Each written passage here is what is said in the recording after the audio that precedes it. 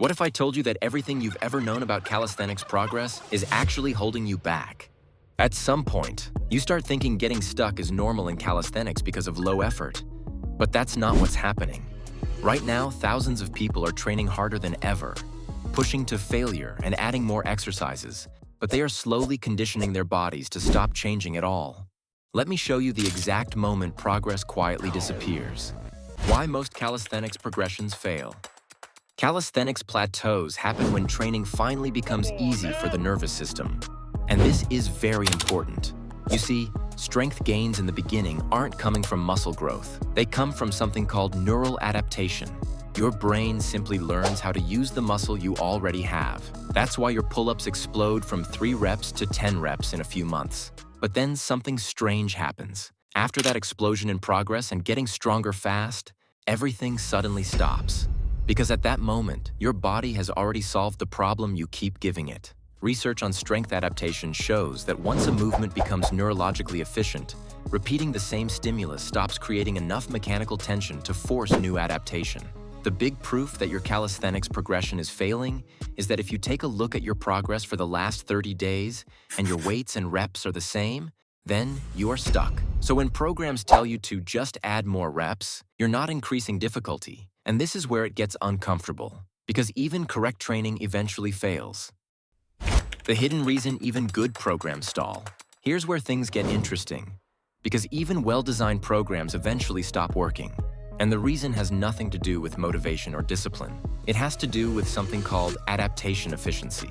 When you repeat the same movements week after week, your nervous system becomes extremely good at performing them using less effort. And that seems good because things like coordination improves, energy waste disappears, stabilizers fire earlier. That does sound like progress on paper, but biologically, it creates a problem. The stimulus that once forced your body to adapt is no longer stressful enough to justify change. In strength science, adaptation only happens when the body detects a reason to become more capable. Once a movement becomes predictable, the body stops investing resources into building new strength. So even though your workouts feel hard, your body classifies them as familiar.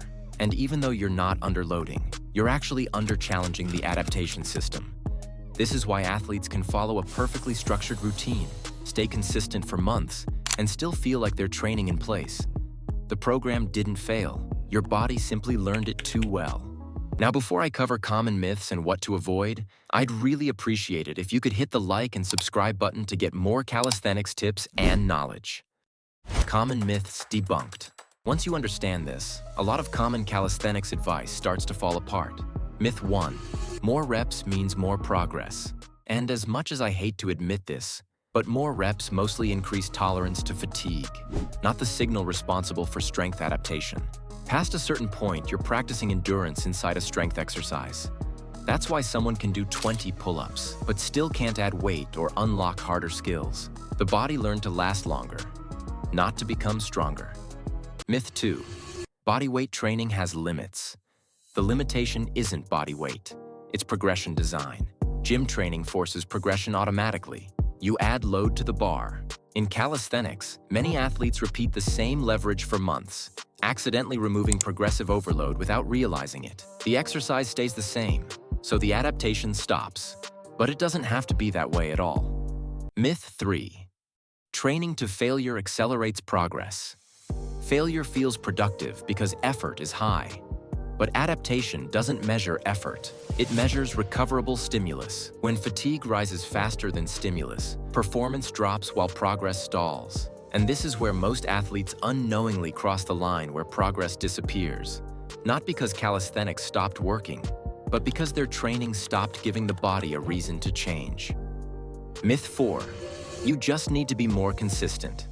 Consistency is powerful, but only if what you're repeating actually forces adaptation. If your body has already solved the stress you're giving it, showing up every week won't magically restart progress.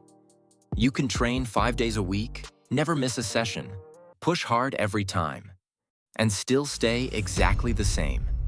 When the leverage never changes and the difficulty never truly increases, your body eventually stops seeing a reason to improve. You can train consistently, sweat more, push closer to failure, and even feel exhausted after every workout. But exhaustion alone doesn't guarantee progress. If the challenge is predictable, your body becomes efficient at handling it instead of stronger because of it. That's where a lot of athletes get stuck. They believe the answer is more motivation, more volume, more intensity, when in reality, they're just repeating a stress their body has already mastered. And once something feels manageable, the body has no incentive to invest extra energy into building new strength. It simply maintains what it already has. And here's what changes everything. Most people think progress stops because they're not working hard enough. But progress isn't decided by effort, exercises, or consistency. It's decided by whether your body believes adaptation is necessary. Every athlete eventually reaches the point where the body stops investing in strength, even while training harder than ever. And once you understand what controls that decision, progress stops feeling random. Because calisthenics isn't about doing more. It's about triggering adaptation on purpose. In the next video, I'll show you the blueprint that flips this switch. And once you understand it, the way you train will change.